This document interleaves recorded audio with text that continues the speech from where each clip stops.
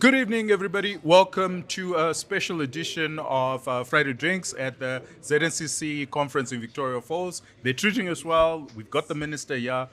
Minister Ndlovu, this is brilliant. Thank you very much for joining us and for actually having something to drink with us. What are you having to drink? Thank you for having me. It's my first time in the show. Looking forward to today. I'm a bit challenged. I was trying to see which one between the two. Try the pink. I like this one. It's very colorful. I think I'll go for this one. Okay, fantastic. Okay, the barman is. Can we get a Malaysian? Yeah. So we've got a running competition here where we try and compare each bar's Malawi Shanti and the Malawi Shanti that I make. So if you promise us to come to the really a mess that to come to the actual to the if you promise to come to the studio and then you can try mine and then we can compare with this one and then you can judge which one is better. but You have my word. Fantastic. At the studio, I must insist that you participate in something much more interesting than Malawi Shanti.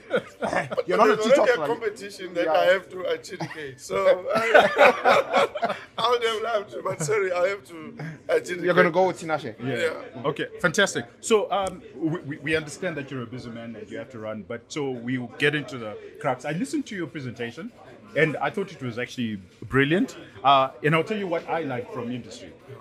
You've got a very, the demeanor that you're actually welcoming in terms of business, in terms of actually coming on ZNC conference and interacting with business. Why is that? And I understand that, okay, you're coming from business as well, but why is that? Why is that easier for you? So, the success of anyone in this portfolio is how well the private sector performs.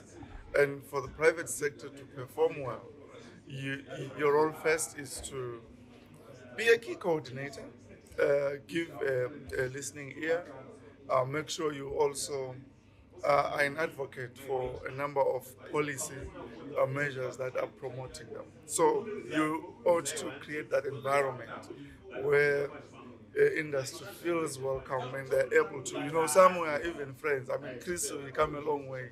From my first stint as industry, 2018, when I was a very young boy, we have kept very close contacts. And he's able to tell me his critical reviews around industry, around regulations.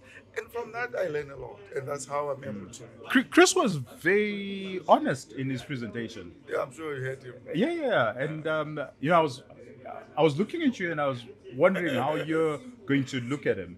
And again, I go back to your demeanor. You were very welcoming. You were listening attentively, and you took everything that's said. And for the audience, Chris was essentially very scathing on government policy at the moment and what needs to happen. And you were very welcoming to that.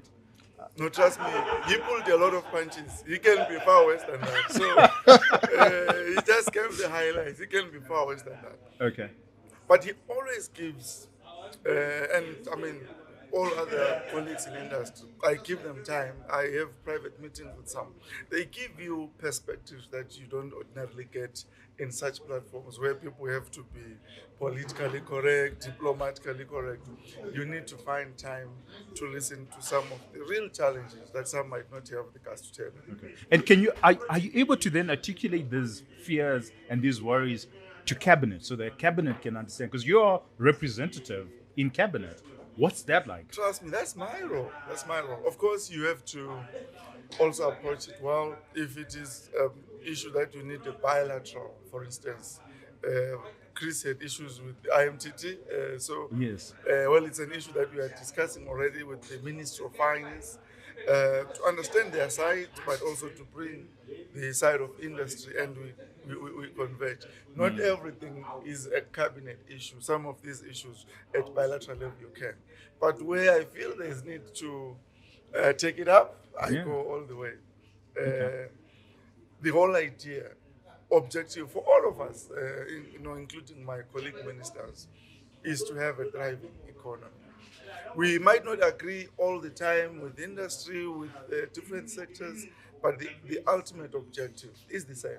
So it's just how we get there and how we pull everyone together in that direction. So what sense do you have in terms of the relationship and level of trust between the private sector and government, where would you put us at the moment? Do you think we're in a good space? I think we are in a very healthy space. Healthy space in the sense that private sector will be first to agree with that. Hardly do you get any policy coming out without their input. Hardly. They are widely consulted. But because also multiplicity of views from the private sector, you will get different views around different issues. You know, for instance, I'll give you an example. There is what we call route to market, where Treasury is concerned that there are small to medium players, you know, your downtowns who are not contributing to the fiscals, who Yeah. just get good. So Treasury says, you know what? There is the traditional route from the manufacturer, wholesale, retail, Yeah, consumer. yeah, for sure. Others are not comfortable with that, but the wholesalers are happy. They're saying, but because we're now being bypassed, so this is resetting how business will run. So multiplicity then gives government a chance to say, and the balance of what we have received in the input that is coming, how do we put this together and come up with a policy that will work well? It will not be universally accepted, but as I have said, we will never come up with a policy that seeks to set us back. That is not possible. So if you think about it, you know, you're a young minister who actually studied finance. I was quite happy about that, right? So you understand markets. How difficult is it to preach capitalism and markets to your cabinet colleagues and the general Zimbabwean market so that they actually understand that markets work, that we may not get it right, and we can perfect it, but let markets determine the prices of goods and services in this country. I'll tell you a funny story. Yeah. You know, there are times when we discuss the economy in general, finance, markets, and I've learned to believe that you don't have to be educated in the field to have wisdom in the field. You know, the wisdom that the president will give you in just the market structure, in how the market operates. I mean, he was the first to say, under his leadership, don't even think of price controls. Absolutely. Because he understands how the market works. So, you know, my colleagues, as far as I have really worked with them, you get people with diverse backgrounds, but that melting pot, you discuss anything, and the aptitude, in my view, is quite very good. You have people who understand the market fundamentals either through experience or through what they are doing in their private lives, they are in business. They fairly understand how the market works, the basic finance fundamentals they understand. That's been my observation, to be honest. Okay, no, that's encouraging. Yeah. What do we need to do on the show to really promote markets so that cabinet and everybody understands?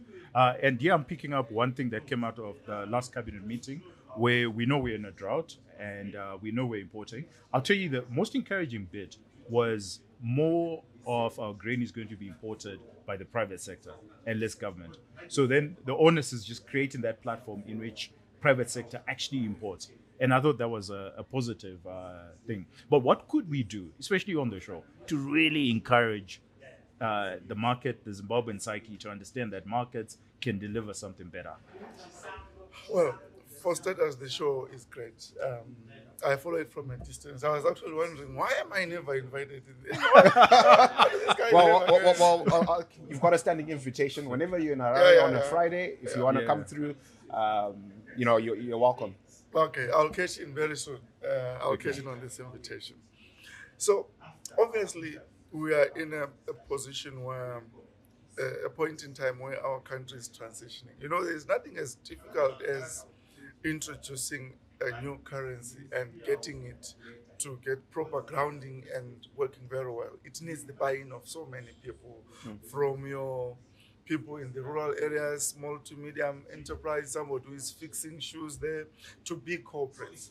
So it is how you then mobilize a common view around this currency to say, we owe it to ourselves for this currency to work. Its failure does not help anyone. How Absolutely. do we work together just to make sure it works? So, in my view, this is the show that can reach out to different people, get their views about this economy, what needs to be done. At times, you just take somebody who has never shared a platform with a minister. You invite myself, I come anytime, I tell you, or any minister, just for them to get these To views, interact with the market. having their nice drinks. A lot of information comes out of that, and we are duty bound at policy level to incorporate those views that are coming through. So I think that role you can play very well. Okay, then this is a sneaky question because it's an interesting one. How do you, as a policymaker, work with your bureaucrats? So with your PEMSEC and everyone, and I know you're going to be politically correct because you're a politician, but let's suppose you are advising South African government where they've got a government of national unity coming in and they've got ministers who are coming in, and you were to advise a minister. How would a minister who's a policy hawk and leads policy, but the bureaucrats are the ones who actually implement the policy, how should they work together? What's the politics around that? It's very easy to nurture a working relationship, and I've worked with the brilliant permanent secretaries and very good bureaucrats, you have called them. The first one I worked with, I always called my mother.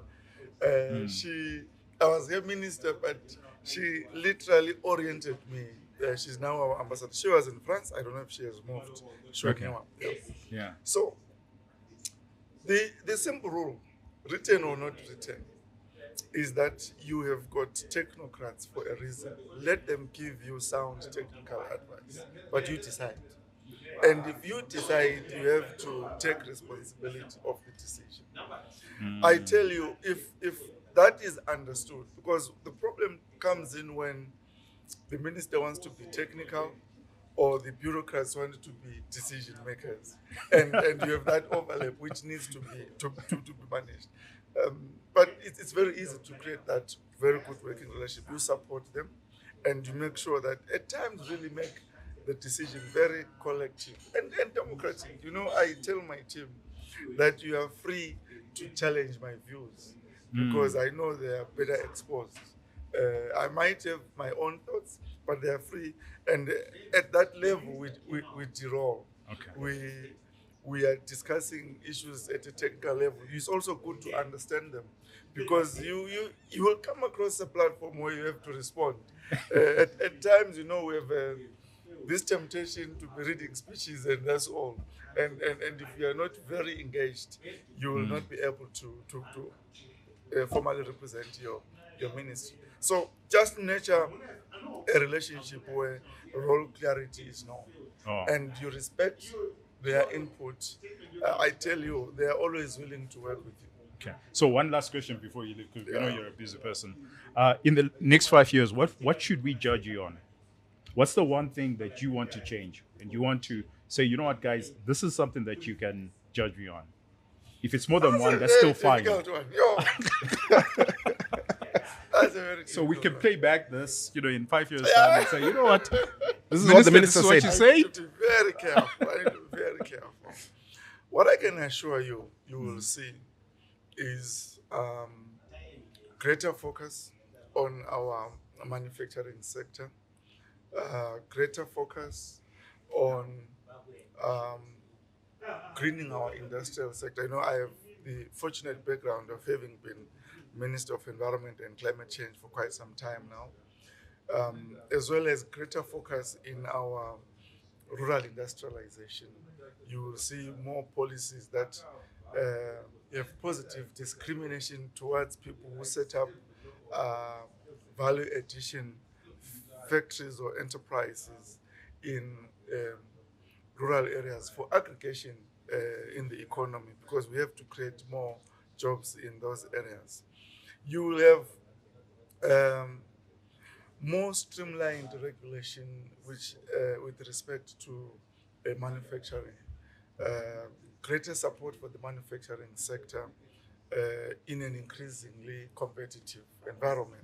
So these are the areas I would have given targets, but you'll ask me next year. No. I'm actually quite happy that you're talking about manufacturing. I listened to what you actually said, and the thing that really caught my attention is that you knew the numbers. That manufacturing used to contribute, more than 20% of GDP, but now it's 10.8%, and you now saying this, it's you want to see manufacturing going up, and it's something that we actually agree on. That actually manufacturing is what we need to target, especially with the new African free trade area coming in, and in the next 5 years, that's going to be very topical. So I'm actually excited for you and for the country, and I'm going to hold you to it. So every 3 months, we're going to play this video so that we remember it's manufacturing. Yeah. Thank you very much, Minister. And Thank you so much. Yeah, Thank you. lovely. No, it's a pleasure. Yeah. We hope to do this again in Harare. Very soon. I'll be coming. Fantastic. Okay. Fantastic. Please do prepare another drink. Maybe we might have to. Thank you so much.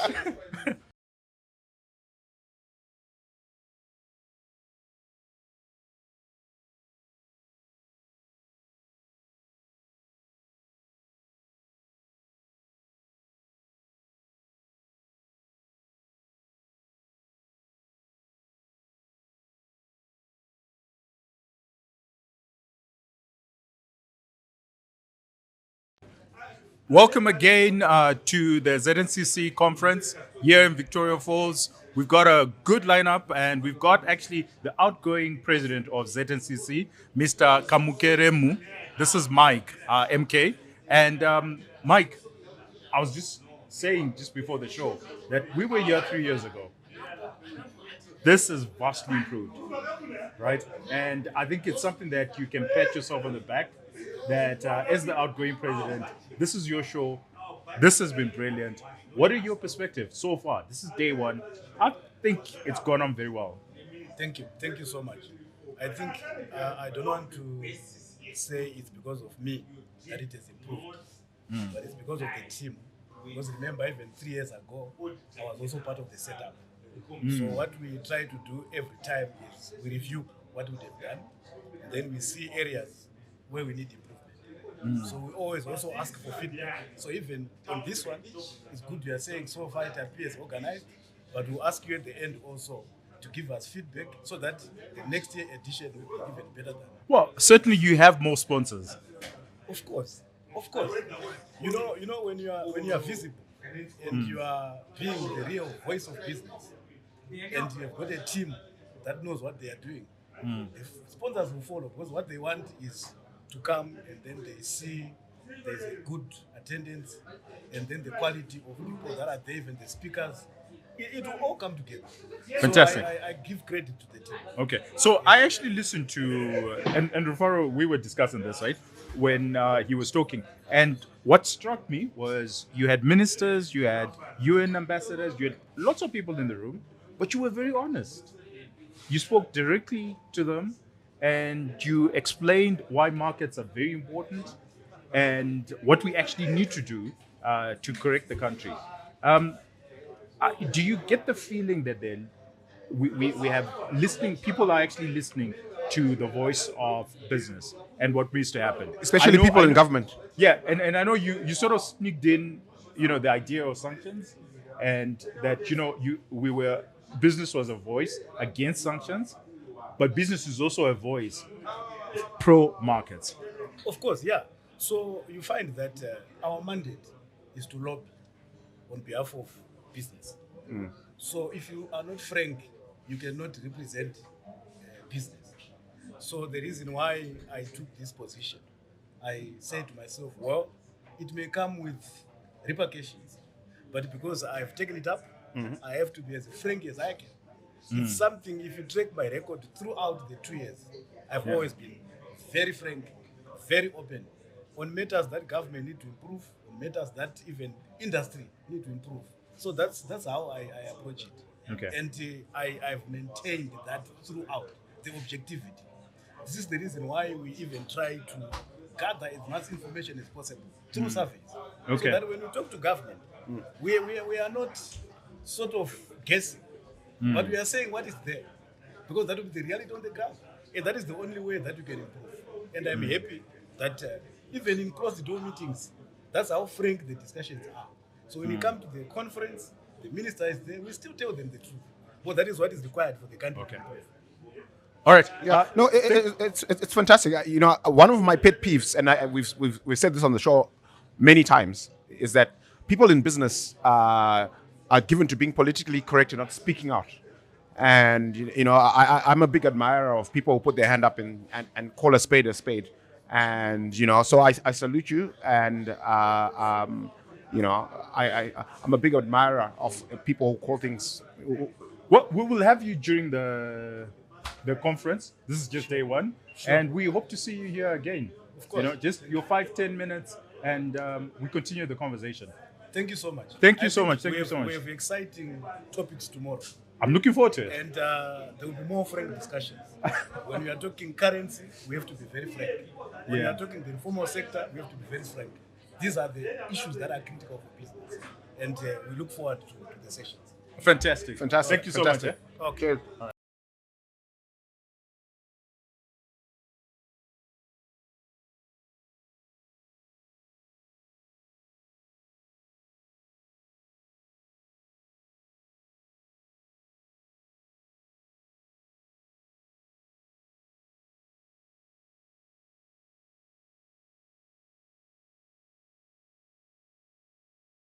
Guess who's on the show, Rufaro? We actually have a woman. I mean, people Yes, are asking, people always- do we have a woman? Are we always interviewing men? But here we have a woman, a minister for that matter. Is there any A high-powered particular reason lady. Why you don't invite women? We They invite don't women like all the being at the time, bar. but they tend to be shy. Well, I didn't even realize I was at the bar. Well, there you go. But Yeah. thank you very much, Minister, for doing this. Yeah. I listened attentively to your presentation, and I thought it was one of the better presentations I've heard from a minister. And I'll say that, and I'll tell you what it is. And I'm sure you already got the feedback. It's you came with stats and facts. So the one thing that was poignant and everybody heard is what is a micro company, what is an SME, what is a small, and what is a medium enterprise. And I got you correctly. A micro is less than 50 people and less than 250,000, less than 50,000 in turnover. And then a small enterprise is more than 50 people but less than 75, but more than 50,000 but less than 250,000 turnover. And the realization was most of our companies are actually small and medium enterprises. We're not even large enterprises. But the truth of the matter is, not only in Zimbabwe, actually in most countries, the SMEs are the lifeblood of any economy. In this country, SMEs are really the pulse of the economy. And this is why it's very, very important. And I want to say, I'm so excited to be among the SMEs, because if I look at it, maybe 60% of the people around here are SMEs. And as That's the true. minister who has been given that mandate to support SMEs, it is a good opportunity. We thank ZNCC for inviting us, because then it gives us an opportunity to understand the thinking and also insightful ideas coming from these wonderful panelists and speakers. I must say, I always learn a lot. For me, I believe in interacting with people so that I can improve in whatever I'm doing.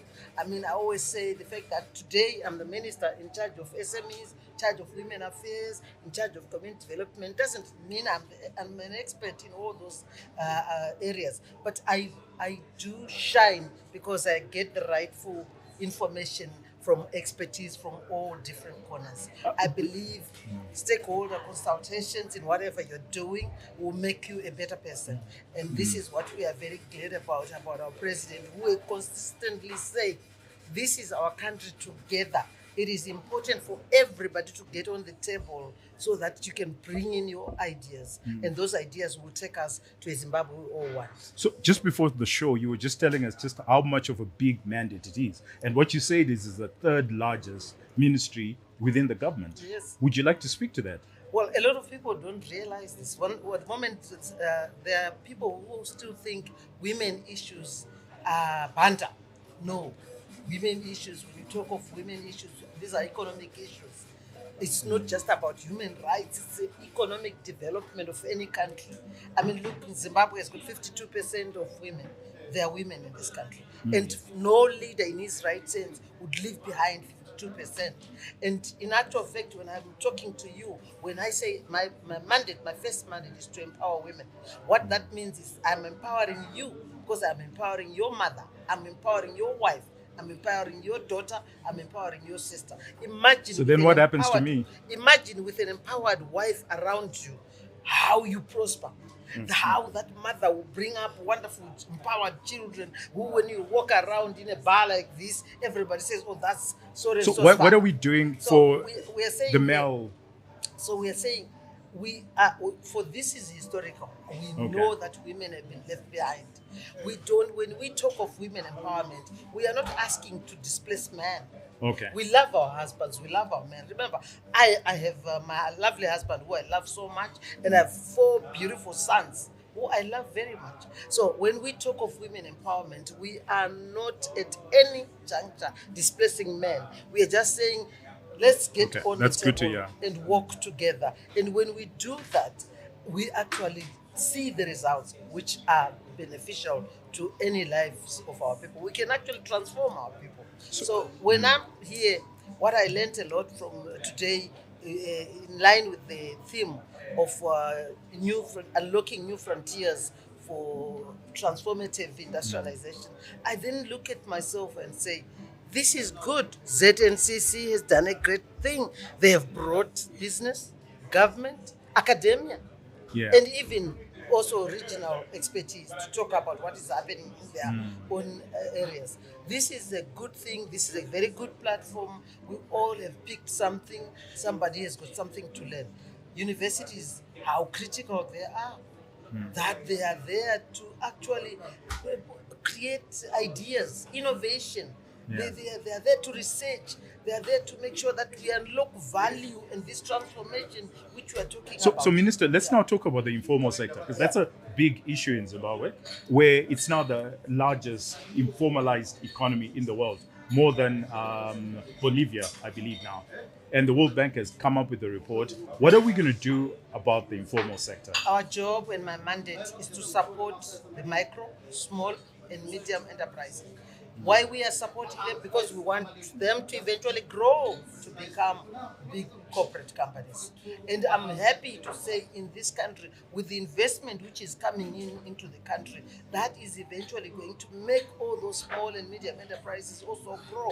Because remember, they feed into big companies, and their services and their products, they will actually. But a lot of them are struggling. And a lot of them are actually not formal.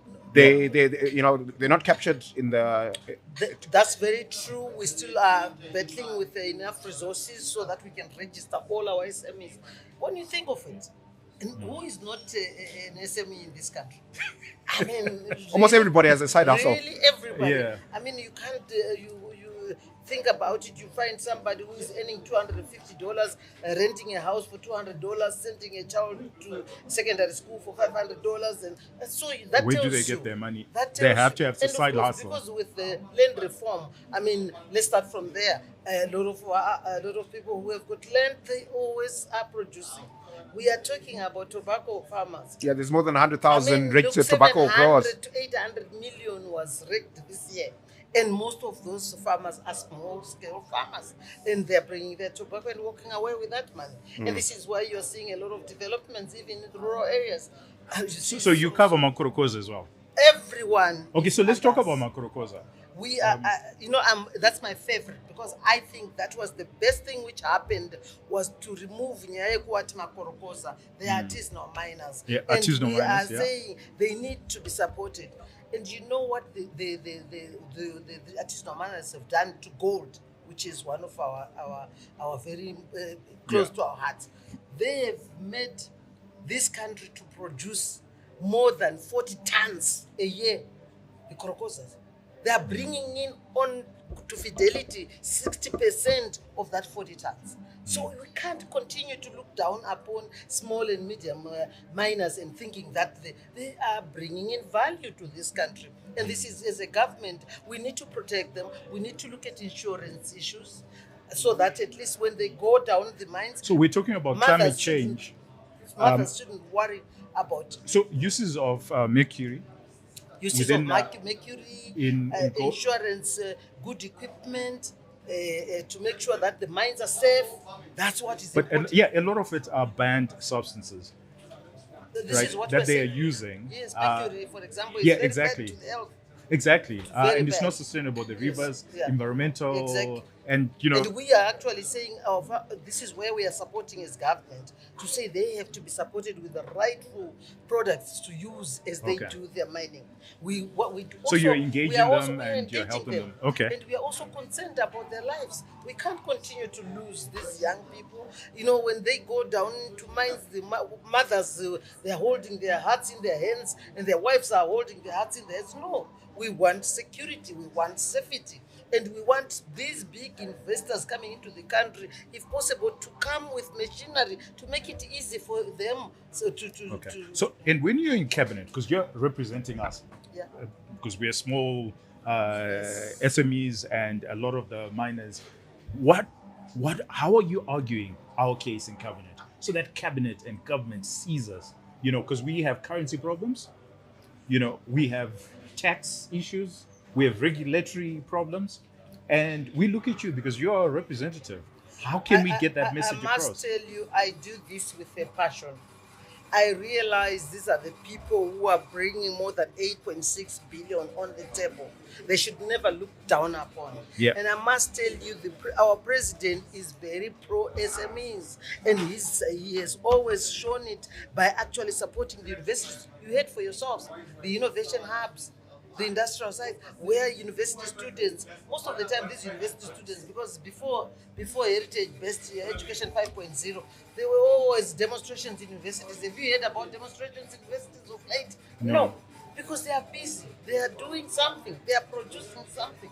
And this is where we are saying we need much more. And this is what I always talk when I'm in cabinet, you asked. Yeah. More funding to the ministry which is in charge of SMEs. And is We need cabinet to be amenable able- to your Oh, arguments? Oh, yes.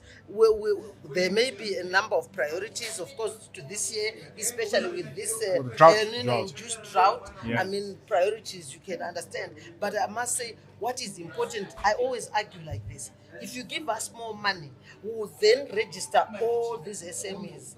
And if you give us also money, we'll be able to build decent workspaces for them. And they can have a permanent address. When that happens, local authority can collect revenue, the treasury can collect revenue. So it's a win-win situation. So, Then Minister, this- So what does success look like? You know, if 5 years from now, if we have you on the show again and we are having a conversation about what you've managed to achieve, what does that look like? I've no doubt that there will be a transformation, a complete transformation. Look at what has happened in the last 5 years. Nobody ever imagined that this country will ever have one of the biggest steel plants in In the region, yeah. In the region. So these are things which nobody ever thought we would have such billionaires in lithium coming to invest in our country. Goromonzi, Gwanda, all those areas. So for us to continue to doubt in ourselves and say it won't happen, we need to work together. This is why I like platforms like this, where we can talk to each and everyone and make Zimbabweans feel proud of who they are, because there is nothing better than being patriotic. When you love yourself, when you love who you are, then you can achieve what you're trying to do. Yeah. So, Minister, we're going to recruit you to one of our cores, which is from the informal sector, Yeah. right? And here we're fighting treasury. This is withholding tax. You know, The and tax regime is an issue which we have been seized with, and we have a lot So we of want you on stakeholders. our corner. I am actually on your corner. Okay. And as a ministry, we have actually had a number of sessions with our SMEs to discuss about the tax regime, to discuss also about ZIMRA. Yes. We want our SMEs to understand the importance of ZIMRA. The ZIMRA is not there to make people afraid. No, ZIMRA is there to collect revenue so that the country can develop economic big projects like roads, dams, requires the revenue. And so we want ZIMRA, we are bringing sessions, ZIMRA, PRAS even. We also want the PRAS to give tenders to our SMEs.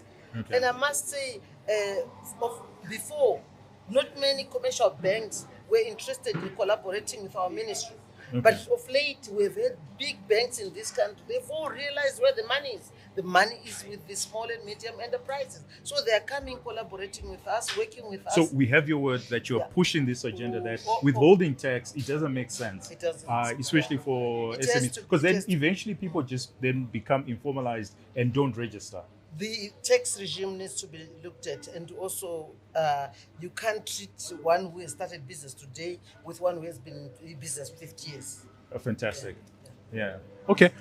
Minister, and what's your word now to the informal sector?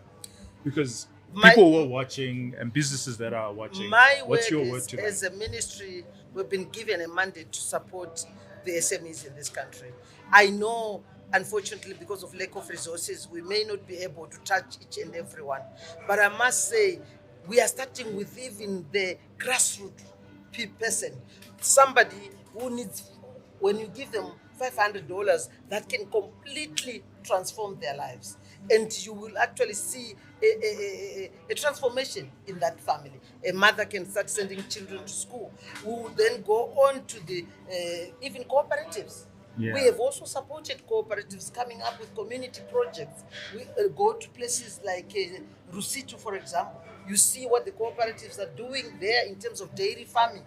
You go up north in Nyanga, you see what cooperatives are doing in producing horticulture. So these are the support systems we have. But also remember, we have our Smedco Bank, which we are now saying, yes, we know you are not well capitalized by Treasury, but think outside the box. You're a bank. The Women Microfinance Bank, we have just, when I said never again will that bank unfold in my during my time. So, I don't Minister, because yeah. we have you on the show, Yeah. there's one question I have. Yeah. Because you went to the war, and a lot of you guys who went to the war are socialists. Do you still believe in socialism? And how do we convince a lot more of the ministers and the people who went to war that the world has moved on You know, and I we're in believe a capitalist world? I'm a very proud war veteran, I must say. And I'm proud of the values and principles which brought independence into our country. And there's one principle, it's Gutsaruzhinji, to make sure that whatever you are doing it with people in mind. At all stages, be people oriented, changing people's lives. What is that we need to do as a country? And what we're doing as a government is exactly that.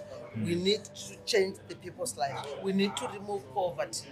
We need to deal now with climate change. We need to teach our people how to adapt and how we can mitigate. Do you think that capitalism is probably the best way of lifting people out of poverty? You were in China, 700 million people were lifted out of poverty. I don't know. It can be individually, it's subjective the way you look at it. For me, what we fought for is to fight for the people's lives, to change people, to give people opportunities, to make sure that the natural resources which we have in that country benefit the people of that country. Okay. And this is where we are living.